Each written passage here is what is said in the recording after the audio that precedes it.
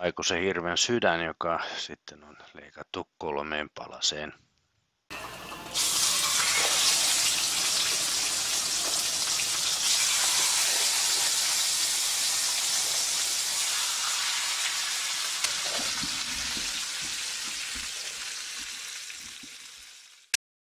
Tarpeitahan tähän ei ole tarvetta, mutta morttelihan olisi aina olla hyvä olemassa ja terävä veitsi. Olisi tarkoitus laittaa nyt hirven sydäntä, mikä ei ole niin yleensä, ja mä käytän tästä tällaista hidasta valmistusta tämmöisessä hidaskeittimessä.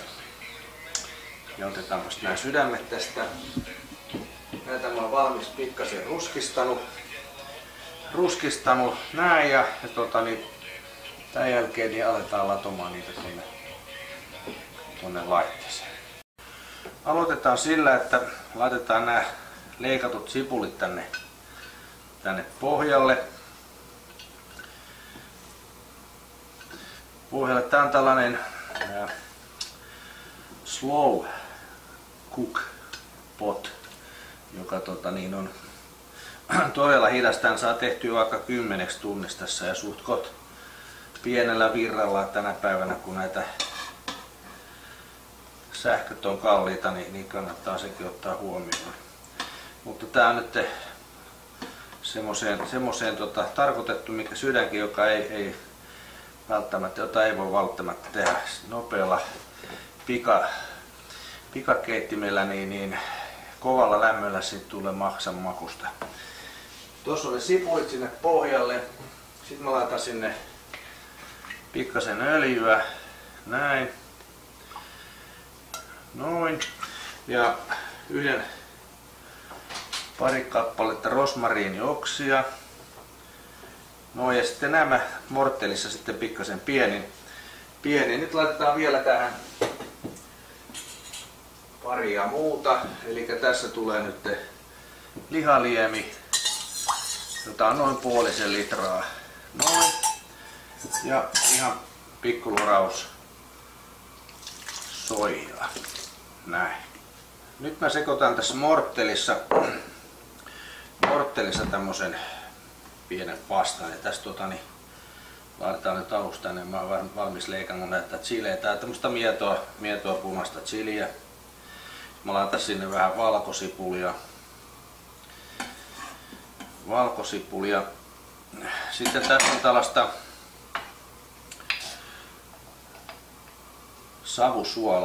savusuolaa, mikä on oikein hyvän makusta. Ja tähän vähän sen öljyä. Se saadaan tahnaksi.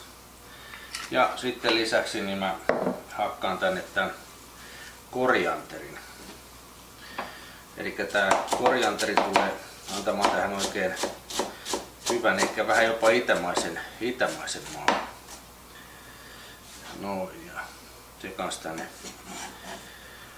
kaikki sinne sekaan. No ja sitten morttelilla kauholla laitetaan tätä prässäämään tämmöiseksi taikinaksi. Ja kun tää on valmista, ja voi vähän säädellä tätä öljyä, kuinka paljon sitä tulee, että se tulee semmoisen sopivanlaiseksi. Ja kun tää on tällaista, sitten voidellaan noin sydämen palat tähän ja sen jälkeen vasta laitetaan tonne pottiin.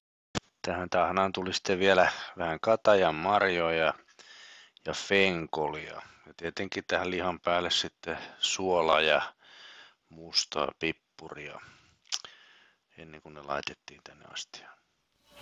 No niin, tässä on nyt tämmönen crockpot keitin, eli tää on tämmönen hidas keitin, eli slow cooking. Nyt ne lihat on sitten